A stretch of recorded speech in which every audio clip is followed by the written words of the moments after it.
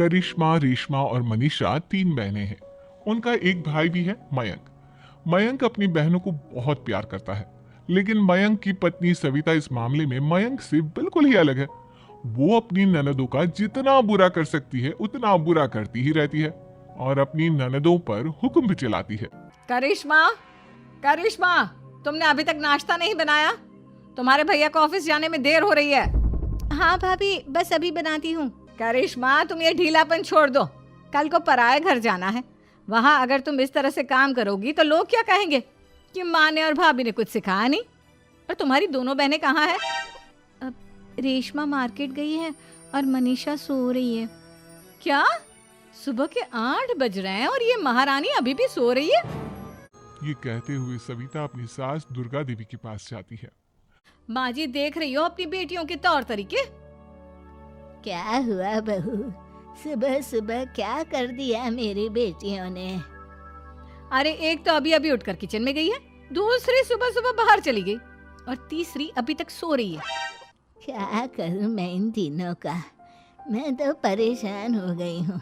जा जाकर उठा उसे और रेशमा से मैं बात करती हूँ।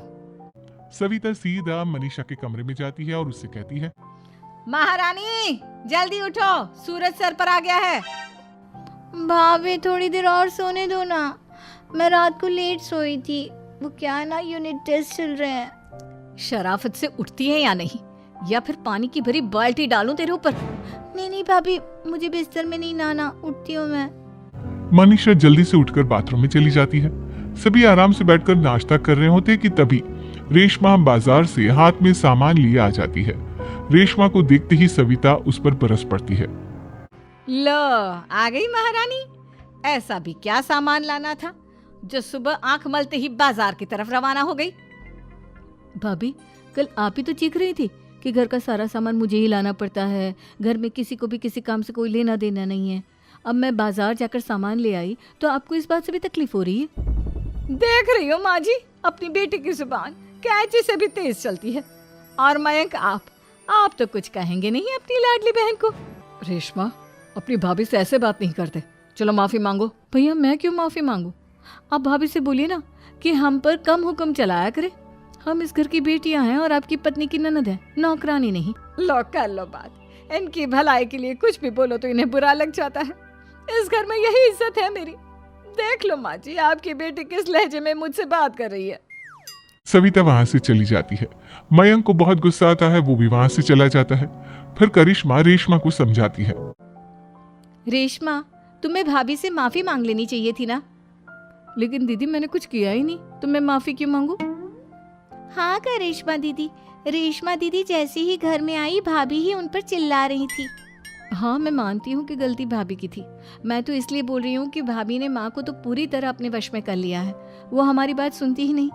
मयंक भैया हमारे लिए हमेशा खड़े रहते हैं, इसलिए उनकी बात का मान तो तुम्हें रखना चाहिए था ना। कोई फायदा नहीं दीदी, कुछ दिनों की बात और है, भाभी उन्हें भी हमारे खिलाफ भड़का देंगी। फिर वो भी माँ की तरह हमारी किसी बात का विश्वास नहीं करेंगे। इसी तरह सविता अपनी तीनों ननदों को किसी न किसी बात पर परेशान करती रहती थी। एक दिन मयंक अपनी तीनों बहनों के लिए गिफ्ट लाया। करिश्मा, ये तुम्हारे लिए हार का सेट। रेशमा, तुम्हारे लिए सुंदर सी ड्रेस। और मनीषा, तुम्हें किताबें पसंद है ना, तुम्हारे लिए किताबें लाया हूँ। थैंक यू भैया। थैंक यू भैया। थैंक यू भैया। करिश्मा, तुम्हारा नेकलेस कितना सुंदर है, ये भैया कहाँ से ले आए होंगे? मैंने भैया को 3 दिन पहले फोन पर ये डिजाइन दिखाया था और आज भैया ये ले आए। सविता तो अपनी ननदों की गिफ्ट्स देखकर जल गई और करिश्मा का नेकलेस तो उसे भी बहुत पसंद आया था। अपनी बहनों के लिए कितना अच्छा नेकलेस लेकर आए हैं, मुझे कभी कोई गिफ्ट नहीं दिया। मैं आज ही ये हार चुरा लूंगी। रात में सविता करिश्मा का हार चुरा लेती है और इसी तरह उसे अपनी ननदों की जो भी चीज अच्छी लगती वो उसे मांगती नहीं, बल्कि रात के अंधेरे में चुरा लेती। इसी तरह दिन बीतते गए और सविता ने मयंक के दिल में भी उसकी बहनों के लिए नफरत पैदा कर दी।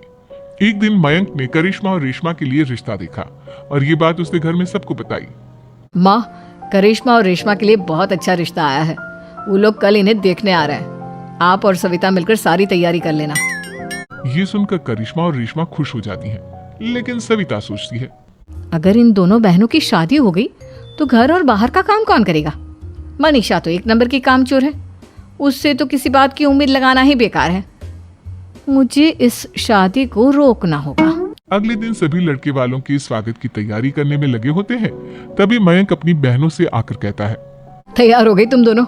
देखो दोनों लड़के बहुत अच्छे हैं, मैं कोई कसर नहीं छोड़ना चाहता, इसलिए तुम उनके सामने अच्छे से बिहेव करना और अपनी भाभी से लड़ने मत लग जाना। करिश्मा, तुम वो नेकलेस पहन लो ना जो मैं तुम्हारे लिए लाया था। भैया मैं बहुत देर से वो नेकलेस ढूंढ रही हूँ, लेकिन मुझे मिल ही नहीं रहा। क्या तुमने नेकलेस खो दिया? तुम्हें पता भी है वो कितना महंगा था? तुम कोई काम ढंग से नहीं कर सकती। मयंक गुस्से में वहां से चला जाता है।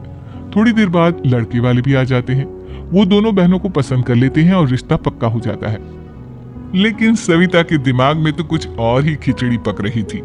वो पंडित जी के पास करिश्मा की कुंडली लेकर जाती है और उन्हें पैसे देकर करिश्मा की कुंडली बदलवा देती है। जब लड़के वालों के पास करिश्मा की कुंडली जाती है तो वो दुर्गा को फोन करते हैं। बहन जी, हमने करिश्मा की कुंडली अपने पंडित जी को दिखाई थी। आपकी बेटी की कुंडली नहीं बल्कि दोषों का पिटारा है। देखिए, मैं और मेरे पति इन सब बातों में बहुत विश्वास करते हैं, इसलिए हम आपकी बेटी से अपने बेटे की शादी नहीं करा सकते। इस तरह करिश्मा का रिश्ता टूट जाता है और सभी घर वालों को बहुत दुख होता है। अब कविता सोचती है, चलो करिश्मा का तो रिश्ता टूट गया, अब रेशमा का भी रिश्ता तोड़ना है। क्या करूं क्या करूं?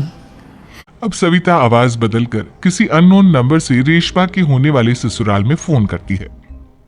हेलो, मैं कौन हूँ कौन नहीं ये आपके लिए जानना जरूरी नहीं, बस इतना सुन लो कि रेशमा का 2 साल से किसी के साथ अफेयर चल रहा है। बस रेशमा का रिश्ता तोड़वाने के लिए सविता का इतना कहना काफी था। अब रेशमा का भी रिश्ता टूट गया। मयंक और दुर्गा देवी ने रेशमा को खूब खरी खोटी सुनाई और उससे बार बार उस लड़के के बारे में पूछने लगी। आप दोनों मुझे क्यों परेशान कर रहे हो? अरे कोई लड़का होगा मेरी लाइफ में तो मैं बताऊंगी ना, जब कोई है ही नहीं तो कहाँ से लाऊं मैं कोई लड़का? तो तेरे होने वाले ससुराल वालों को फोन किसने किया था? माँ, मैं नहीं जानती किसने फोन किया था, मैं सच कह रही हूँ। मैं तो पहले ही कह रही थी इसकी लगाम खींच कर रखो, लेकिन मेरी सुनता ही कौन है? आप चुप रहिए भाभी, ये सब आपका ही किया धरा है। अब तीनों बहनों को विश्वास हो जाता है कि ये सब उनकी भाभी ही कर रही है। तीनों बहनें अपनी भाभी को सबक सिखाने के लिए एक वकील कर लेती है और घर में हिस्सा मांग। देखो भैया, माँ बाप की जायदाद में जितना बेटों का हक होता है उतना ही बेटियों का, इसलिए इस घर के 4 हिस्से होंगे और हमें अपना हिस्सा चाहिए। मैंने तुम्हारे लिए क्या क्या नहीं किया और तुम इस घर में हिस्सा मांग रही हो? भैया, आप और माँ हम बहनों की कोई बात नहीं सुनते हो और भाभी हमारी शादी नहीं होने देगी क्योंकि उन्हें लगता है कि आप हमारी शादी में ज्यादा पैसा लगाओगे और उन्हें हम जैसी फ्री की नौकरानी कहाँ मिलेगी। तो हम भाभी के साथ तो रह नहीं सकते, हम बहनों को अपना हिस्सा चाहिए। अरे तुम्हें शर्म आनी चाहिए अपनी भाभी पर ऐसा इल्जाम लगाते हुए, वो तुम्हारे बारे में कितना सोचती है। हाँ माँ, भाभी हमारे बारे में बहुत सोचती है, दिन रात बस यही सोचती रहती है कि किस तरह से अपनी तीनों ननदों को परेशान करूं और कभी मुझे पढ़ने भी नहीं देती। दोनों बहनों का रिश्ता भी तो इन्होंने ही तोड़वाया है और रात में हमारे कमरे में आकर हमारी चीजें भी चुराती हैं। इसी तरह सविता की तीनों ननदें अपनी बात पर अड़ी रही। अब कोर्ट में तारीख भी शुरू हो गई। जब सविता को लगा कि उसकी तीनों ननद इतनी आसानी से नहीं मानने वाली, तो उसने अपने पति और सास को सारी सच्चाई बता दी और अपनी तीनों ननद से माफी मांगी। मयंक और दुर्गा को भी अपनी गलती का एहसास हो गया। अब सविता खुद करिश्मा और रेशमा के लिए अच्छा रिश्ता ढूंढती है और उनकी शादी करवाती है।